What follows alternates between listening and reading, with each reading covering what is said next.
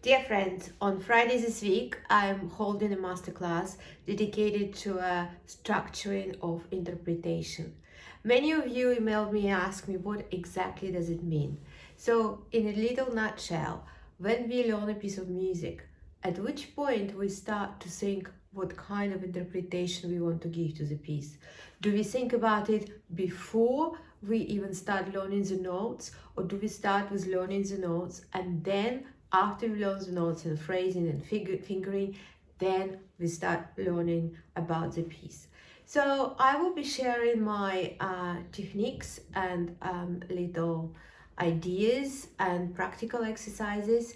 I'm also inviting all the participants who are going to be performing for us to share their music scores so we can all work together. So because I don't believe in generic approach, I believe in very practical approach. So if you're interested and would like to take part, you can register on our website, which is piano-yoga.com. And the event, again, it's this Friday, 21st of January at 6:30 p.m. UK time. And because it's online, of course, it's open to everyone, and you're very welcome to take part.